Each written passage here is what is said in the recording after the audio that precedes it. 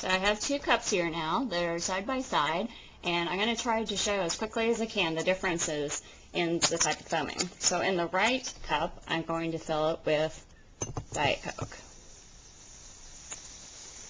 You'll notice that I'm not pouring it really fast. The faster you pour it, the harder it is for those bubbles to form.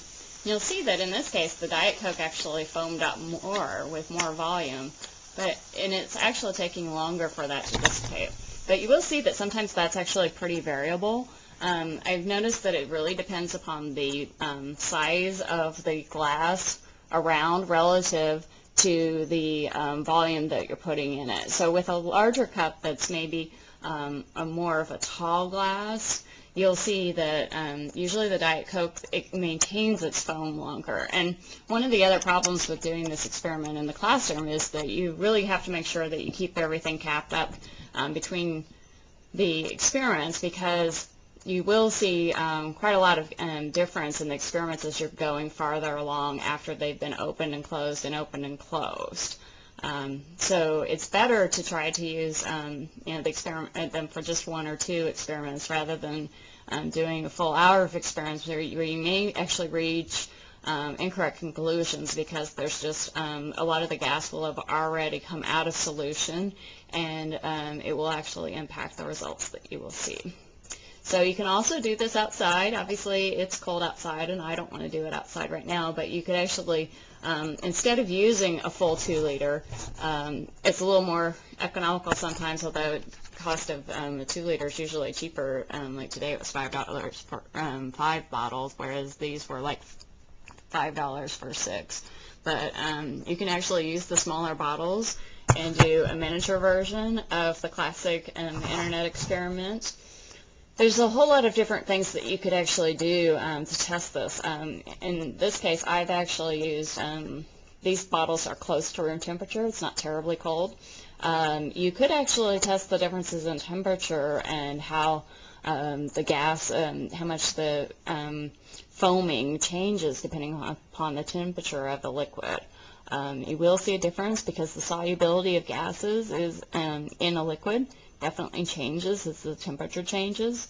It can hold the gas more easily when it's cold than when it's warm. So obviously, like in a hot summer day, if you have a Coke that's sitting out and it doesn't have ice on it, you'll lose a lot of that gas and it'll get flat pretty quickly, which may be why Dr. Pepper flat is a popular drink in the South, because it's probably, if you don't have ice, that's pretty much the way you're going to be drinking it. So you could do differences in temperature. You could actually have the students measure the changes in volumes that you're seeing. So you could actually measure your initial volume that you're putting into the graduated cylinder, and then measure, so for example with this one, you would have marked it at 25 mils, because that would have been before you put the Mentos in. It changes, the final volume is closer to 30 mils because there's about a 5 mil change in volume for 2 Mentos. But you could also, with a couple of students working in pairs, you could try to measure the height at which the bubbles form. You'll actually see that as you're pouring it, that the part of the volume is initially taken up with bubbles, but it gradually increases the volume of the liquid.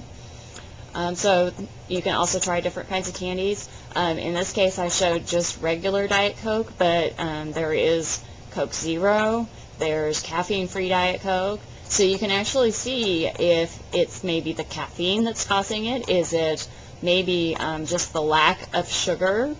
Some people have speculated that it's actually because of the NutraSweet or the sucralose, which is the other artificial sugar that's now used in things like Coke Zero, is actually a combination, whereas that's the difference between it and the Diet Coke is the Coke Zero is, I believe it's caffeine-free, and it also has both the aspartame and the sucralose, whereas Diet Coke just has aspartame in it.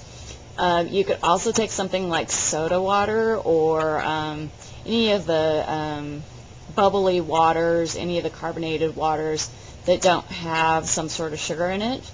You could take that and add sugar to it and see how that changes.